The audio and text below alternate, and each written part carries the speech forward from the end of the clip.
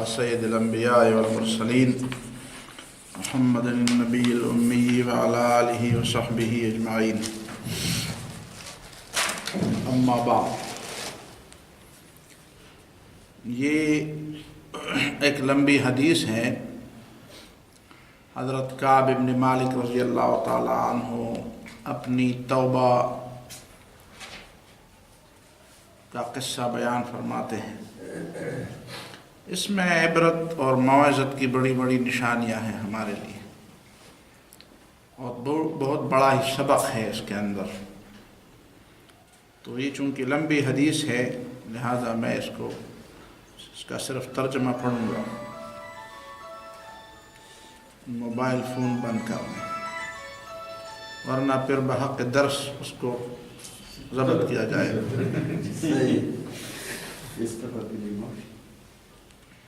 خیر آپ کا اعلان سے پہلے تھا. یہ عبد الرحمن بن عبد اللہ بن کعب بن مالک ان عبد اللہ بن کعب بن مالک وكان قائد کعب من بنیہ حین عمی. کعب بن مالک کے برخوردار ہیں عبداللہ، اور یہ عبداللہ وہی ہیں جو کعب بن مالک کے نابینا ہونے کے بعد یہ ان کے قائد تھے. ہاتھ سے پکڑ کر ان کو مسجد لیتے جاتے تھے. تو یہ اپنے والد حضرت کعب رضی اللہ تعالیٰ عنہ سے روایت کرتے ہیں. قال سمعت کعب بن مالک، اور داد دیجئے ان لوگوں کے حافظے کو کہ والد صاحب اتنی لمبی کہ ہم نے اس کو تقریباً 5 صفحات پہ اس کو منتقل کیا ہے، اور وہ زبانی طور پر وہ بیٹھا اپنے باپ کی بات کو اتنا یاد کر چکے ہیں. قال سمعت کعب بن مالک یحدث حین تخلف عن قصة تبوک. عبداللہ کہتے ہیں میں نے اپنے والد کعب بن مالک سے سنا جب وہ بات کرتے تھے جب وہ تبوک کے غزوے سے پیچھے رہ گئے تھے. تو کعب فرماتے ہیں میں کسی غزوے سے رسول اللہ صلی اللہ علیہ وسلم کی معیت میں جانے سے رکا نہیں ہوں. ہر غزوے میں شامل ہوا ہوں سوائے غزوے تبوک کے. البتہ اتنی بات ہے کہ غزوے بدر میں نہیں تھا، اور نبی صلی اللہ علیہ وسلم نے کسی کو ملامت بھی نہیں کیا تھا کہ غزوے بدر سے جو پیچھے رہ گئے ہیں. اصل بات یہ تھی کہ رسول اللہ صلی اللہ علیہ وسلم تو جہاد یا غزوے کے ارادے سے نہیں نکلے تھے، بلکہ قریش کے قافلے کو سبق سکھانے کے غرض سے نکلے تھے. ایک الگ بات ہے کہ نبی صلی اللہ علیہ وسلم بدر کے لیے جو نکلے تھے وہ قریش کا قافلہ روکنے کے لیے نہیں تھے یا کفار کے مقابلے میں نکلے تھے. درست بات یہی ہے جو حضرت کعب فرماتے ہیں. حتی جمع اللہ بینہم و بین عدوہم علی غیر میعاد. یہ تو اللہ تعالیٰ نے اس طرح کا فیصلہ کیا کہ پہلے سے کوئی وقت مقرر نہیں تھا، ایک دوسرے کو کوئی تھریٹ کوئی دھمکی نہیں دی گئی تھی. اللہ تعالیٰ نے دونوں گروہوں کو آپس میں ملا دیا اور ایک دوسرے کے مد مقابلہ کھڑا کیا. وَلَقَدْ شَهِدْتُ مَعَ رَسُولِ اللَّهِ صلی اللہ علیہ وسلم لَيْلَةَ الْعَقَبَةِ. لیکن بدر کے مقابلے میں عقبہ میں تھا جب مدینہ کے انصار نے رسول اللہ صلی اللہ علیہ وسلم کو مدینہ آنے کی دعوت دی. حین توافقنا علی الاسلام، کہ ہم نے اسلام کے مقابلے میں ایک دوسرے کے ساتھ پکے عہد و میثاق کیے. وما احب ان لی بہا مشہد بدر. اور ظاہر ہے کہ مجھے تو دونوں میں سے ایک میں شرکت کی اللہ تعالیٰ نے فیصلہ کیا تھا، تو اب بھی مجھے اس کی کوئی پرواہ نہیں ہے، اور میں اس پہ کوئی خفا نہیں ہوں کہ میں بدر کے میں عقبہ کے مقابلے میں بدر میں کیوں نہیں شریک ہوا. یعنی گویا کہ یہ حضرت عبداللہ کعب بن مالک کی رائے میں بیعت عقبہ والوں کا مرتبہ بدر والوں کے مرتبے سے اونچا ہے، اسی لیے وہ فرماتے ہیں وَإِنْ كَانَتْ بَدْرًا أَذْكَرَ فِي النَّاسِ. اگرچہ یہ بات ہے کہ بدر زیادہ مشہور ہے، بس لوگ بدر کا نام لیتے ہیں، بیعت عقبہ کا کوئی نام نہیں لیتے. حالانکہ بنیاد تو بیعت عقبہ ہے جس میں لوگوں نے نبی صلی اللہ علیہ وسلم کو مدینہ آنے کی دعوت دی. بنیاد تو وہی چیز بنی تھی. كان من خبری انی لم اکن قط اقوى ولا ایسر حین تخلفت عنه في تلك الغزو. میری بات یہ ہے کہ کبھی بھی میں اتنا طاقتور بھی نہیں تھا اور نہ مجھے اتنی آسانی تھی کسی دوسرے غزوے میں جتنی آسانی مجھے اسی غزوے میں تھی، غزوہ تبوک میں. اللہ کی قسم اس سے پہلے کبھی میرے پاس سواری کی 2 اونٹنیاں کبھی جمع نہیں ہوئی، اسی غزوے میں میرے پاس 2 سواریاں تھیں۔ اور رسول اللہ صلی اللہ علیہ وسلم کی عادت یہ تھی کہ جب بھی وہ کسی غزوے میں جاتے تھے ورا بغیرہا، کسی دوسری جگہ کا نام لیتے تھے، جانا کسی طرف ہوتا تھا پوچھتے اسی طرف کے تھے، تاکہ لوگوں کو معلوم نہ ہو جائے کہ نبی صلی اللہ علیہ وسلم کہاں جا رہے ہیں۔ ایک آدمی کسی علاقے کا پوچھ رہا ہے، جانا بنو کی طرف ہو اور پوچھتا مردان کا راستہ ہو، اس میں کون سا حرج ہے؟ اس کا مطلب یہ ہے کہ نبی صلی اللہ علیہ وسلم آخری حد تک اپنے سفر کو اور اپنی منزل کو چھپانا چاہتے تھے، اس لیے کہ دشمن کو دھوکہ دینا مقصود تھا، دشمن کو غلط فہمی میں لے جانا مقصود تھا، تاکہ دشمن کو پتہ نہ چلے۔ جاسوس تو اسی لیے لوگ پکڑتے ہیں، بھیجتے ہیں کہ وہ معلوم کر لے، ہے سو حرکت معلوم کر رہا ہے کہ دشمن کی فوجیں کیا حرکت کرتی ہیں۔ تو اپنے دشمن سے اپنی فوجی حرکتیں چھپانا یہ جنگ کا حصہ ہے۔ حتیٰ كانت تلك الغزوة وغزاها رسول اللہ صلی اللہ علیہ وسلم فی حر، حتیٰ کہ یہ غزوہ تبوک جب آیا سخت گرمی تھی، واستقبل سفرا بعیدا، بہت بڑا سفر درپیش تھا، ومفازا صحرائیں تھی، وعدوا کثیرا، بہت طاقتور دشمن، زیادہ فوج والا دشمن۔ فجلى للمسلمین امرهم لیتاہبوا، نبی صلی اللہ علیہ وسلم نے صاف الفاظ میں لوگوں کو کہہ دیا تاکہ لوگ بھرپور تیاری کر لیں، احبط غزوہ، جہاد کی پوری تیاری۔ فاخبرهم بوجه الذي يريد، نبی صلی اللہ علیہ وسلم نے صاف بتا دیا کہ روم جانا ہے اور رومیوں کے ساتھ مقابلہ ہے۔ یہ پہلا مقابلہ تھا جو کسی عرب کی سرحد سے، جزیرۃ العرب کی سرحد سے باہر کسی دشمن سے مقابلہ، یہ پہلا موقع تھا بڑا۔ اس سے پہلے غسان کے حکمرانوں کے ساتھ غزوہ موتا اور اس طرح کی بحثیں ہوئی ہیں، لیکن وہ غسان کا علاقہ جو تھا وہ عرب تھے، وہ عرب حکمران تھے لیکن ان کے زیر اثر تھے۔ یہاں پہ نبی صلی اللہ علیہ وسلم کو پتہ چلا تھا کہ ادھر سے رومیوں نے حملے کی منصوبہ بندی کی ہے، اور خود ہرقل اس کی کمان کر رہا ہے، اور تبوک تک وہ اپنی فوجوں کو لے آیا ہے۔ کچھ مورخین یہ کہتے ہیں کہ جب نبی صلی اللہ علیہ وسلم وہاں پہنچے تو وہاں پہ فوج نہیں تھی، اس کا مطلب یہ کہ وہ اطلاع غلط تھی۔ حقیقت یہ ہے کہ اطلاع غلط نہیں تھی، اطلاع درست تھی کہ وہ فوجی تیاری کر کے آ رہا ہے، لیکن اس نے نبی صلی اللہ علیہ وسلم کے بارے میں جب سنا کہ نبی صلی اللہ علیہ وسلم خود تشریف لا رہے ہیں مقابلے کے لیے، تو وہ ہمت نہ کر سکا، اور نبی صلی اللہ علیہ وسلم کا خط پڑھ کر وہ سمجھ چکا تھا کہ نبی صلی اللہ علیہ وسلم سچے پیغمبر ہیں، اس لیے اس کی ہمت نہ ہوئی کہ وہ نبی صلی اللہ علیہ وسلم کا مقابلہ کر سکے، اس لیے اس نے سرحد سے اپنی فوجوں کو ہٹا لیا، دباؤ تو کیا تھا لیکن ہٹا لیا۔ فأخبرهم بوجه الذي والمسلمون مع رسول اللہ صلی اللہ علیہ وسلم کثیر، نبی صلی اللہ علیہ وسلم کے ساتھ مسلمان مجاہدین کی تعداد بھی زیادہ تھی۔ ولا يجمعهم کتاب حافظ، اور اس زمانے میں کوئی نئی مردم شماری بھی نہیں ہوئی تھی، یرید الدیوان۔ پہلے جب نبی صلی اللہ علیہ وسلم مدینہ تشریف لے گئے تو مردم شماری ہوئی تھی، لیکن ظاہر ہے کہ 2 4 سال 5 سال، ابھی تو 9 سال ہو گئے، تو 90 سال کی بات ہے، تو اس زمانے میں پھر نئی مردم شماری کا پتہ نہیں چلتا تھا کہ کتنے لوگ ہیں، لیکن بہرحال لوگ زیادہ تھے۔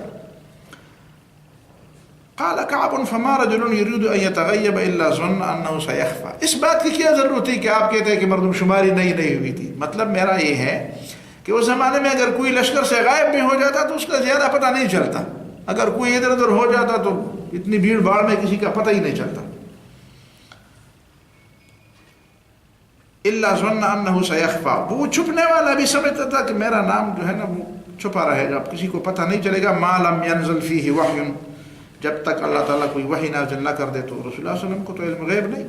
وغزا رسول اللہ صلی اللہ علیہ وسلم تلك الغزوة حين طابت الثمار، نبی صلی اللہ علیہ وسلم نے یہ غزوہ اس وقت لڑا، یہ سفر اس وقت اختیار کیا جب پھل بہت میٹھے ہو گئے تھے، یعنی بالکل پھل پکنے کے قریب تھے۔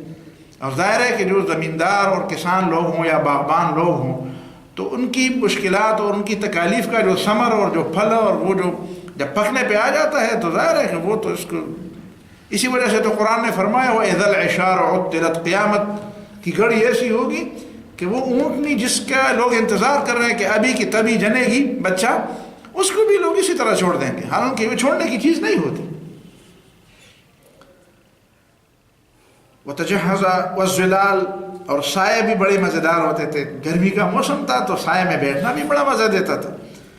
رسول اللہ صلی اللہ علیہ وسلم نے تیاری کی، مسلمانوں نے بھی تیاری کی۔ میں اسی طرح کرتا تھا کہ صبح ہو جاتی تو میں ارادہ کرتا تھا کہ میں تیاری کر لوں گا، تو میں واپس آ جاتا تھا گھر شام کو، اور میں نے کوئی تیاری نہیں کی تھی۔ پھر میں نے اپنے دل میں کہا کہ یہ تو کوئی بڑی بات نہیں ہے، پھر میں کل تیاری کر لوں گا۔ حتیٰ کہ یہ دن گزرتے گئے اور لوگ بالکل سفر کے تیاری کے آخری مراحل تک پہنچ گئے۔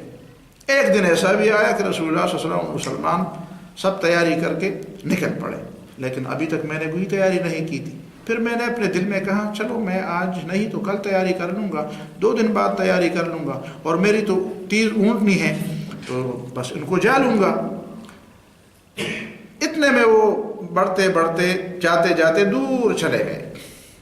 میں واپس آیا، لیکن میں نے نہ آج تیاری کی نہ کل کی کوئی تیاری تھی۔ پھر صبح پھر ہوئی، پھر میں نے ذہن میں کہا کہ میں تیاری کر لوں گا، حتیٰ کہ نبی صلی اللہ علیہ وسلم تو سفر کو تیز کر کے بہت دور تک چلے گئے، اور پھر مجھے سمجھ آ گئی کہ میں ان کو کہیں بھی جا کے نہ لے کبھی بھی ان کو پا نہ سکوں گا۔ بس ابھی میں نے ارادہ کیا کہ میں تیاری کر کے پھر ان کو جا لیتا ہوں۔ کاش میں ایسی تیاری کرتا، لیکن پھر میری لیے قسمت میں نہیں تھی اور میں تیاری نہ کر سکا۔ اب یہ ہوا کہ بس میں رہ ہی گیا، وہ بہت دور چلے گئے اور میں مدینہ منورہ میں رہ گیا۔ اب جب میں صبح جاتا تھا نکلتا تھا، میں دیکھتا رسول اللہ صلی اللہ علیہ وسلم اور صحابہ کرام تو سارے غزا پہ چلے گئے تھے۔ مجھے یہ بات بڑی پریشان کر رہی تھی کہ میں جب دیکھتا تھا تو یا ایسے آدمی کو دیکھتا جس پر نفاق کا الزام لگ چکا تھا، جس کو لوگ منافق سمجھتے تھے، یا میں دیکھتا تو کوئی منافق ہے، اور یا وہ شخص مدینے میں باقی رہ گیا تھا کہ اللہ تعالیٰ نے اس کا عذر اور اس کی معذرت قبول کر دی تھی۔ وہ ضعفاء میں سے تھے، لنگڑے تھے، نابینا تھے، کسی دوسرے عذر میں تھے، بوڑھے تھے۔ رسول اللہ صلی اللہ علیہ وسلم نے سفر پہ جاتے وقت میرا کبھی نام نہیں لیا، حتیٰ کہ تبوک پہنچ گئے۔ ایک دفعہ وہ مجلس میں بیٹھے تھے تبوک میں، تو نبی صلی اللہ علیہ وسلم نے پوچھا کعب کا کیا ہوا؟ تو میری قوم بنی سلمہ کے ایک شخص نے کہا اے اللہ کے رسول صلی اللہ علیہ وسلم حبسہ برداہ، اس نے نئی چادریں اپنے لیے خریدی ہیں، قیمتی چادریں خریدی ہیں، وَنَظَرَهُ فِي عُطْفِهِ، اور ان کے حسن کو دیکھ دیکھ کر بس وہ اسی میں مبتلا ہے، اپنے نئے کپڑوں کو دیکھ دیکھ کر وہ بس اسی میں رہے۔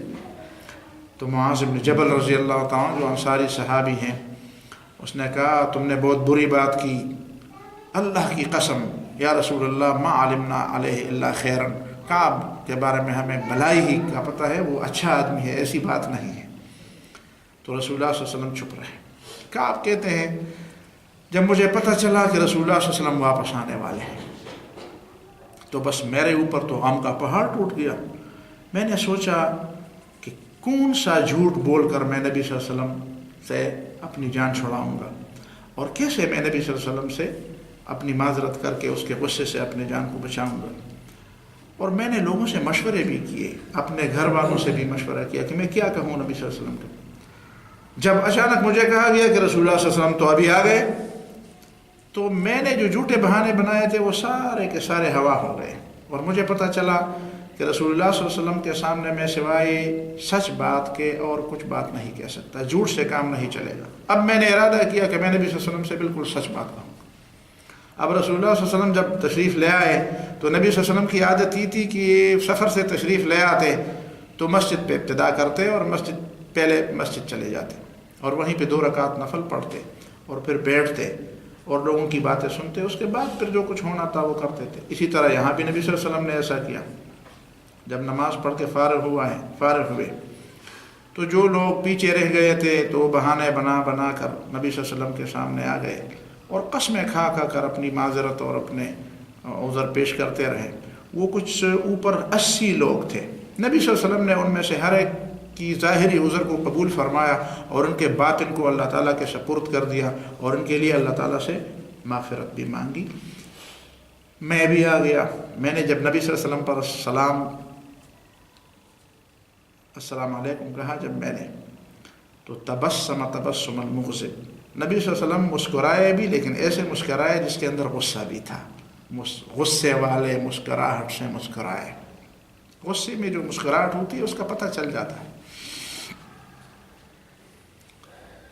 ثم قال، پھر مجھے کہا تعال آ جاؤ۔ فجئت امشی حتی جلست بین یدیہ، میں آ رہا تھا حتیٰ کہ نبی صلی اللہ علیہ وسلم کے سامنے بیٹھ گیا۔ تو نبی نے فرمایا کیوں پیچھے رہ گئے تھے؟ تم نے بیعت نہیں کی تھی اور تم نے جہاد کے لیے سواری نہیں خریدی تھی؟ کہتے کیوں نہیں خریدی تھی؟ لیکن بات یہ ہے کہ اللہ کی قسم اگر میں تمہارے بغیر تمہارے علاوہ کسی دنیا دار بادشاہ کے سامنے بیٹھ جاتا تو مجھے پتہ ہے کہ میں اس کے غصے سے کیسے بہانے بنا بنا کر نکل سکتا تھا، اور مجھے بحث کی بڑی قوت دی گئی ہے، میرے اندر بحث کرنے کی اور بہانے بنانے کی بڑی قوت ہے، لیکن اللہ کی قسم مجھے پتہ ہے کہ اگر میں آپ سے جھوٹ بول کر تمہیں راضی کر لوں گا تو قریب ہے کہ اللہ تعالیٰ تمہیں میرے اوپر غصہ دلا دے گا اور میری جھوٹ جو ہے نا وہ کھول دے گا تمہارے سامنے کہ اس نے جھوٹ بولا ہے، اس لیے کہ میں تو تمہیں پیغمبر مانتا ہوں، اور اگر میں تمہیں صحیح اور درست بات بتاؤں تو ابھی تو آپ میرے اوپر غصہ ہو جائیں گے، لیکن مجھے امید ہے کہ اللہ تعالیٰ مجھے معاف فرمائے گا اور اس میں میرے لیے بھلائی ہوگی۔ حقیقت یہ ہے کہ میرے لیے کوئی بہانہ نہیں تھا، میں کبھی بھی اتنا طاقتور نہیں تھا، کبھی بھی اتنا مالدار نہیں تھا جتنا اس وقت تھا جب میں اس غزوے سے پیچھے رہ گیا، بس کوئی معاذرہ کوئی بہانہ میرے پاس نہیں ہے اور میں نے غلطی کی۔ رسول اللہ نے فرمایا اما ھذا فقد صدق، اس شخص نے تو سچ بولا، اس نے تو سچ بات کی۔ پھر مجھے کہا قم اٹھو حتی یقضی اللہ فیک، یہاں تک کہ اللہ تعالیٰ تمہارے بارے میں کوئی فیصلہ کرے۔ میں اٹھ گیا، کچھ دوسرے لوگ میرے قبیلے کے آئے، جب ان کے پتہ چلا کہ میں نے تو اس طرح کی بات کی وہ میرے پیچھے پڑ گئے، مجھے کہنے لگے اللہ کی قسم ہمیں تو تمہارے بارے میں اس طرح کی بات نہیں تھی، ہمیں تو تمہارے بارے میں کوئی علم نہیں ہے کہ تم نے کوئی گناہ کیا ہے۔ اب ظاہر ہے اس سے پہلے تم نے کوئی گناہ، چھوٹی سی غلطی تم سے ہو گئی اور اس سے پہلے تو تم سے کوئی اتنا بڑا گناہ تو نہیں ہوا۔ اس طرح کرو کہ تم اتنے کمزور ہو گئے کہ تم نبی صلی اللہ علیہ وسلم کے سامنے کوئی بہانہ نہ بنا سکے، اور اپنے لیے تم نے نبی صلی اللہ علیہ وسلم کا استغفار طلب کرتے۔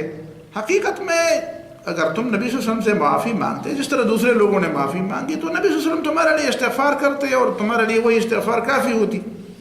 اللہ کی قسم انہوں نے مجھے اتنا ملامت کیا حتیٰ کہ میں نے ارادہ کیا کہ واپس جا کر نبی صلی اللہ علیہ وسلم سے رجوع کر لوں، نبی صلی اللہ علیہ وسلم کی طرف واپس جاؤں اور وہاں پہ بتاؤں کہ نبی صلی اللہ علیہ وسلم پہلے میں نے جھوٹ بولا تھا، اصل یہ ہے کہ مجھے یہ بہانہ تھا۔ لیکن پھر میں نے ان کو کہا کہ نہیں، اس طرح نہیں ہوگا، مجھے یہ بتاؤ میری طرح کا معاملہ کسی اور کے ساتھ بھی ہوا ہے؟ کچھ اور بھی لوگ میرے جیسے ہیں جنہوں نے سچ کہا ہے؟ انہوں نے کہا ہاں، 2 آدمی ایسے ہیں جنہوں نے تمہاری جیسے بات کی ہے۔ میں نے کہا کون ہے؟ انہوں نے کہا کہ وہ مرارہ بن ربیع اور ہلال بن امیہ ہے۔ ان لوگوں نے مجھے ان 2 صالح آدمیوں کا نام لیے جو بدر میں شریک تھے، اور میرے لیے ان میں اقتداء کے لیے کافی سامان موجود تھا جب بدر کے صحابی تھے، اور انہوں نے بھی اسی طرح کیا تو میں بھی ان کی طرح ایک آدمی ہوں۔ بس میں نے سوچا کہ میں اپنا فیصلہ برقرار رکھتا ہوں اور دوبارہ جا کر نبی صلی اللہ علیہ وسلم سے جھوٹ نہیں بولوں گا۔ اب رسول اللہ صلی اللہ علیہ وسلم نے سارے لوگوں کو منع کیا، سارے مسلمانوں کہ ہمارے ساتھ بات نہیں کریں گے۔ یہ 3 آدمی تھے جن سے نبی صلی اللہ علیہ وسلم بات کرنے سے سارے لوگوں کو منع کیا۔ لوگوں نے ہم سے اجتناب شروع کر دیا، ہم سے بات کرنا چھوڑ دیا۔ وَتَغَيَّرُوا لَنَا، لوگ ہمارے لیے تبدیل ہو گئے۔ یا وہ لوگ تھے جس طرح صحابہ کرام کی آپس میں کوئی محبت تھی، یا ہم ان کو دیکھتے تھے تو وہی مدینہ، وہی معاشرہ، وہی لوگ، وہی محبت، وہی آنکھیں، وہ نہیں تھی ہمارے لیے۔ حتیٰ تنکرت فی نفسی الارض، حتیٰ کہ میں یہ نہیں جانتا تھا کہ یہ وہی زمین ہے جس میں پیدا ہوا ہوں اور جس میں کبھی میں ان لوگوں میں گھل مل کر رہتا تھا۔ مجھے وہ زمین بھی عجیب آشنا لگی۔ تاسبان کوئی فلائی شو فما ہی التی اعرف، یہ وہ زمین نہیں تھی جو میں جس کو جانتا تھا۔ اس حالت میں 50 دن گزر گئے۔ میرے جو 2 ساتھی تھے بس وہ تو اپنے گھر میں بیٹھ گئے، وہ روتے تھے، اور میں جو تھا میں تو سب لوگوں میں جوان تھا، میں تو سخت طاقتور تھا، اور میرے اندر تو قوت تھی، جس کو کہتے ہیں قوت دفاع یا قوت مدافعت یا قوت برداشت میرے اندر تھی. میں نکلتا تھا، نمازوں میں بھی جاتا تھا، مسلمانوں کی طرح گھروں میں اور بازاروں میں گھومتا بھی تھا، لیکن میرے ساتھ کوئی بات نہیں کرتا تھا. رسول اللہ صلی اللہ علیہ وسلم کے ہاں بھی میں آتا تھا، سلام کہتا تھا. نبی صلی اللہ علیہ وسلم اپنے مجلس میں ہوتے تھے نماز کے بعد، میں اپنے دل میں کہتا تھا کہ میرے سلام کا جواب نبی صلی اللہ علیہ وسلم نے دیا کہ نہیں دیا. میں نبی صلی اللہ علیہ وسلم کے ہونٹوں کو دیکھتا تھا کہ وہ ہلی کہ نہیں ہلی. میرا جواب میں سلام انہوں نے وعلیکم السلام کہا کہ نہیں کہا. محبت تو یہ ہے.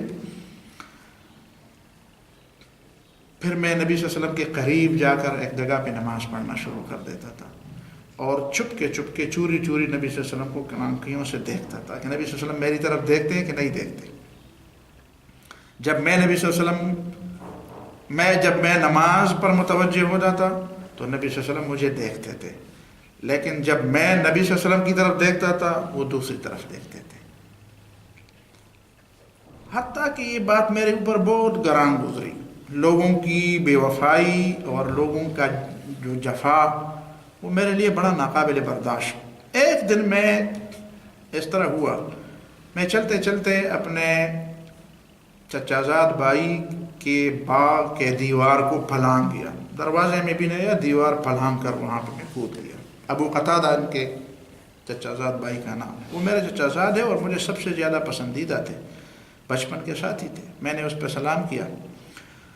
اللہ کی قسم اس نے مجھے وعلیکم السلام نہیں کہا. میں نے کہا ابو قتادہ میں تجھے اللہ کی قسم دیتا ہوں، تمہیں پتہ نہیں ہے کہ مجھے میرے دل میں اللہ اور رسول کی محبت ہے. وہ چپ ہوا.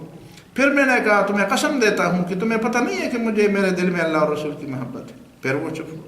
بار بار میں نے اس کو دیکھا، اس کو قسمیں دی. تو جب بہت تنگ کیا اس کو تو اس نے کہا اللہ اور رسول کو پتہ ہوگا، مجھے نہیں معلوم. اچھا، اس کے بعد تو پھر میں رو پڑا.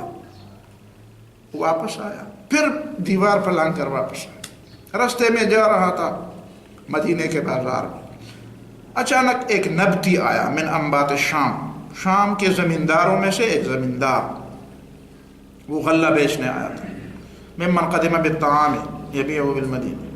اس نے کوئی غلہ لایا تھا مدینہ کے بازار میں بیچنے کے لیے، اور لوگوں سے پوچھتا تھا مجھے کعب ابن مالک کے بارے میں بتاؤ. تو لوگوں نے اس کو اشارہ کیا کہ وہ فلان جگہ پہ جو کھڑا ہے یا کھڑا رہا ہے وہی ہے کعب ابن مالک. وہ آدمی میرے پاس آیا، مجھے ایک خط دے دیا غسان کے بادشاہ کی طرف سے. غسان کے نواب ہوتے تھے، بادشاہ ہوتے تھے، وہ روم کے زیر اثر تھے. اس خط میں مجھے یہ لکھا تھا اما بعد، مجھے پتہ چلا ہے کہ تمہارا جو ساتھی ہے اس نے تمہارے ساتھ بے وفائی کی ہے، اور تمہیں اللہ تعالیٰ نے کسی ذلت کے لیے پیدا نہیں کیا اور تمہیں ضائع کرنے کے لیے بھی پیدا نہیں کیا. ہم آپ کا مقام اور مرتبہ جانتے ہیں، ہمارے پاس آ جاؤ، ہم تمہاری تسلی بھی کریں گے اور تجھے راضی و خوش بھی رکھیں گے. میں نے اپنے دل میں کہا، جب میں نے یہ خط پڑھا یہ بھی ایک بڑی مصیبت آ گئی، ایک دوسری مصیبت میں گرفتار ہوا ہوں، ایک دوسرے امتحان میں گرفتار ہوا ہوں. میں نے ارادہ کیا اور وہ خط لے کر میں نے تنور میں جا کر اس کو جلا دیا. فسجرتہ بہا، میں نے اس پر تنور کو بھڑکایا. اسی سلسلے میں 40 دن گزر گئے. رسول اللہ صلی اللہ علیہ وسلم کا کوئی سفیر میرے پاس آیا، ایک جس کو پشتو میں کیا کہتے ہیں، ایک پیغام رسان میرے پاس آیا، اور اس نے مجھے کہا کہ رسول اللہ صلی اللہ علیہ وسلم تمہیں حکم دیتے ہیں کہ اپنی بیوی سے الگ ہو جاؤ. میں نے اس کو کہا کہ اس کو طلاق دوں. اس نے کہا نہیں طلاق نہیں دو، لیکن الگ ہو جاؤ، اس کے قریب مت جاؤ. اور نبی صلی اللہ علیہ وسلم نے میرے 2 ساتھیوں مرارہ اور ہلال کے پاس بھی آدمی کو بھیجا اور ان کو بھی یہی پیغام دیا.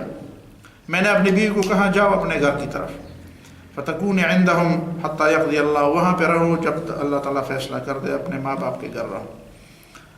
کعب کہتے ہیں ہلال ابن امیہ کی بیوی نبی صلی اللہ علیہ وسلم کے پاس آئی.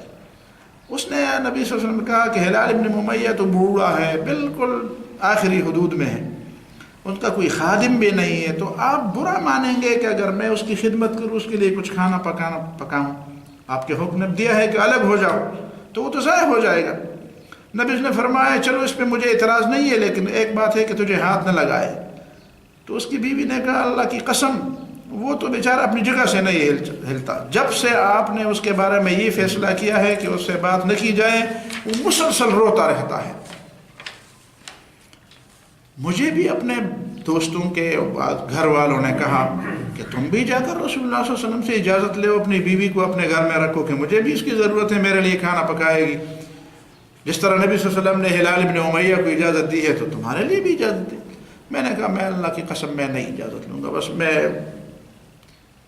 کیا معلوم کہ نبی صلی اللہ علیہ وسلم مجھے مزید غصہ ہو جائے کہ تو جوان آدمی ہے, خود اپنی خدمت نہیں کر سکتا. بس میں اسی طرح میں نے اس حالت میں وقت گزارا.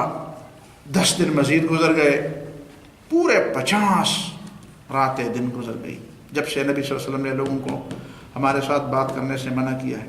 ایک دن تھا میں اپنے علاقے میں, ان کا گھر چونکہ مدینہ سے تھوڑا سا دور تھا تو یہ وہیں پہ شاید ہر نماز کے لیے نہ آ سکتے ہوں, قریب کوئی دوسری مسجد میں جاتے ہوں گے.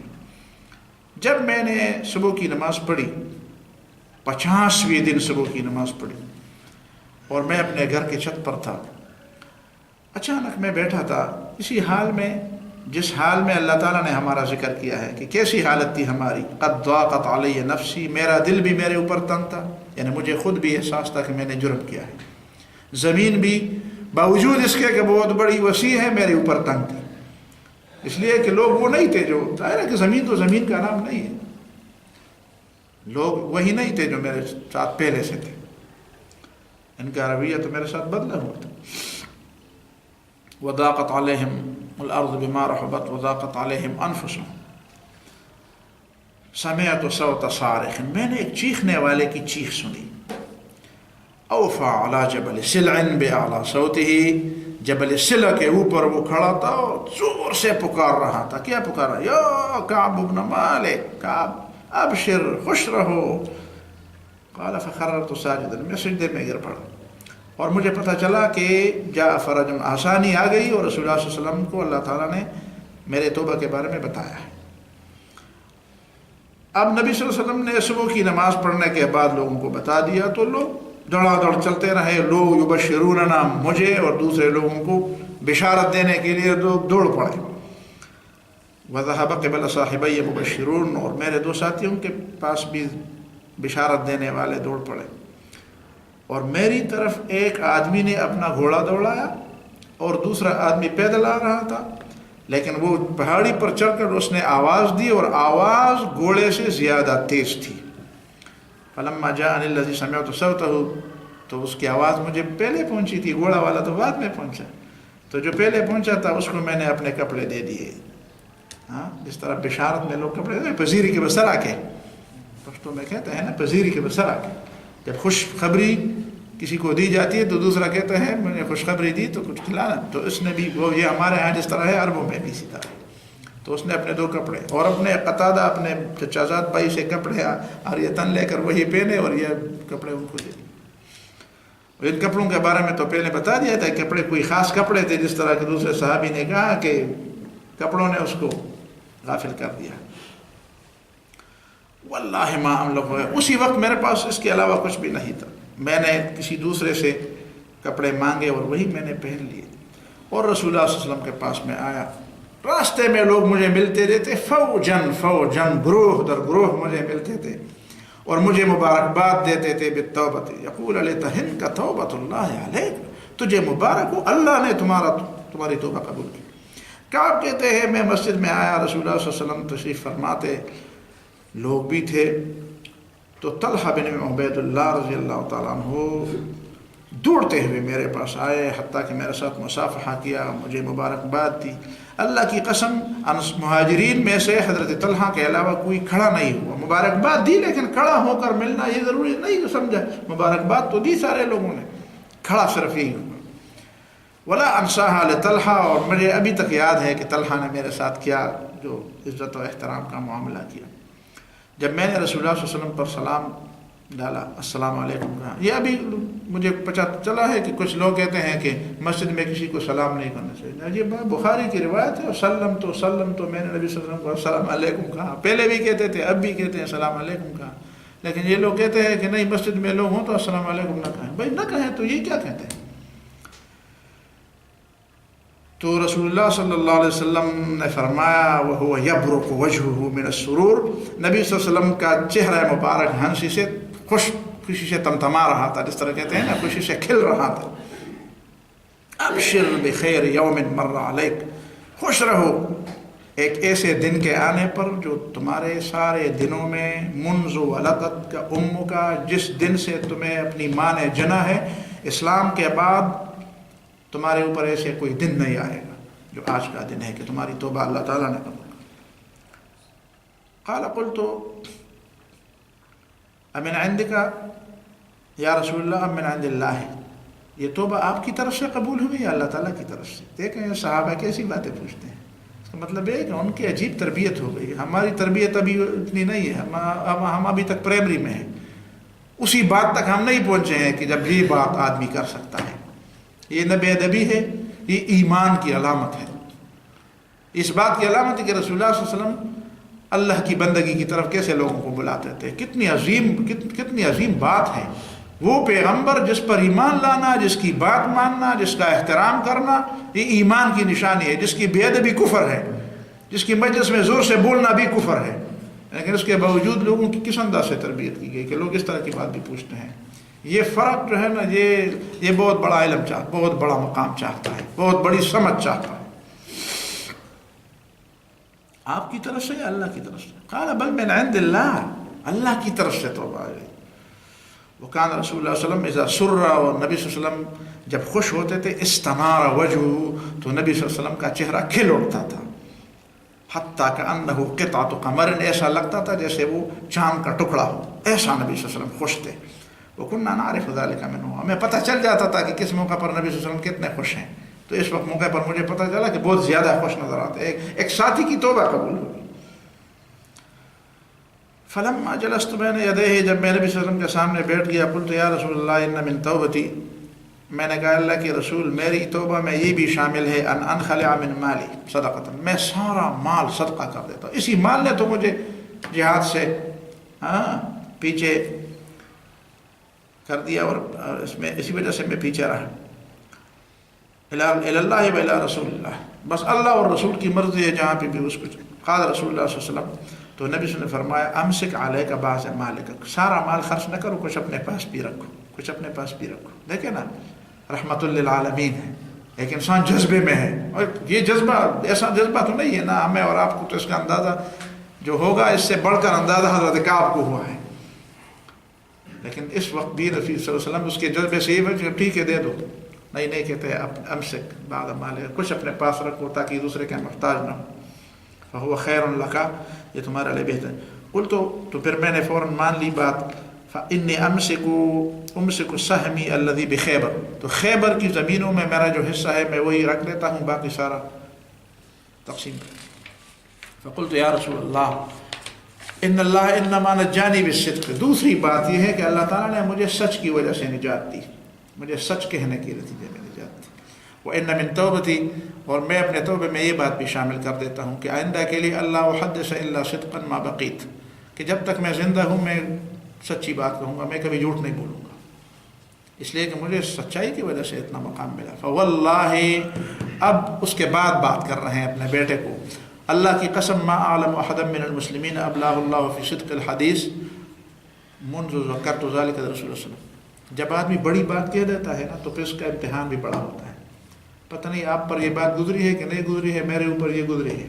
جس طرح حضرت کعب کہتے ہیں کہ میں نے جب ایک دفعہ قسم کھائی کہ میں آئندہ کے لیے جھوٹ نہیں بولوں گا، تو اللہ تعالیٰ نے سچ اور جھوٹ میں کسی کو اتنا نہیں آزمایا ہوگا جتنے مجھے آزمایا. پھر میرے اوپر یہی بات ہے کہ جھوٹ میرے سامنے آ جاتا تھا اور سچ بولنا میرے لیے مشکل ہو جاتا تھا، لیکن مجھے اس میں بڑا آزمایا اللہ تعالیٰ نے.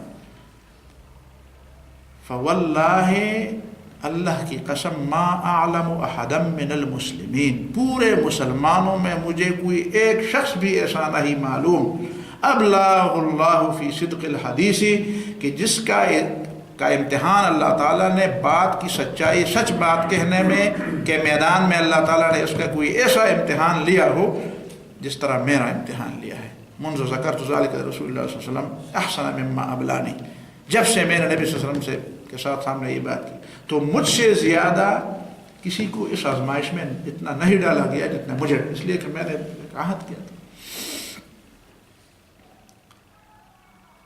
اور پھر الی یوم ھذا کذبا، میں نے پھر کبھی جھوٹ نہیں بولا، لیکن اس امتحان میں مجھے اللہ تعالیٰ نے ابھی تک کامیاب کیا ہے. وانی لارجو، اور آئندہ کے لیے مجھے امید ہے، ان یحفظنی اللہ فیما بقیت، کہ جب تک میں زندہ ہوں اللہ تعالیٰ مجھے بچائے گا انشاءاللہ جھوٹ بولنے سے. وانزل اللہ علی رسولہ صلی اللہ علیہ وسلم، اور ہمارے بارے میں اللہ تعالیٰ نے رسول اللہ صلی اللہ علیہ وسلم پر یہ آیت نازل کی کہ لقد تاب اللہ علی النبی والمہاجرین وعلی الثلاثۃ الذین خلفوا وکونوا مع الصادقین تک جو آیت ہے. فواللہ، اللہ کی قسم، ما انعم اللہ علیہ من نعمت قط بعد ان ہدانی للاسلام، اسلام کی ہدایت جب سے اللہ تعالیٰ نے مجھے دی ہے اس کے بعد اللہ تعالیٰ نے میرے اوپر کوئی انعام ایسا نہیں کیا جتنا انعام اعظم فی نفسی من صدقی رسول اللہ صلی اللہ علیہ وسلم اللہ اکون کذبتہ فاہلکا.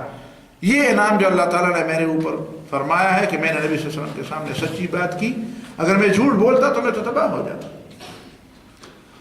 کما ہلک الذین کذبوا، جس طرح وہ لوگ تباہ برباد ہو گئے جس نے نبی صلی اللہ علیہ وسلم کے سامنے جھوٹ بولا تھا. فإن اللہ تعالیٰ قال للذین کذبوا حین انزل الوحی، کہ ان جھوٹ بولنے والوں کے بارے میں اللہ تعالیٰ نے جب وحی نازل کی، شر ما قال، ان کے بارے میں اللہ تعالیٰ نے بہت بری بات کی. وہ کیا ہے؟ سیحلفون باللہ لکم اذا انقلبتم الیہم، یہ اللہ کی قسمیں کھائیں گے تمہارے سامنے جب تم ان کے ساتھ ان کی طرف واپس لوٹو گے، مدینے کی طرف واپس لوٹو گے. یہ غزوہ تبوک سے آتے ہوئے راستے میں یہ آیت نازل ہوئی، جب تم لوٹو گے مدینے کی طرف تو یہ لوگ قسمیں کھا کر تمہیں اپنی سچائی کا یقین دلائیں گے، اور یہ قسمیں کھائیں گے لتعرضوا عنہم، کہ تم ان کو معاف کر دو، تم ان سے منہ موڑ لو. فاعرضوا عنہم، دوسرے انداز سے کہتے ہیں ان سے منہ موڑو، اس لیے کہ انہم رجس، یہ گند ہے.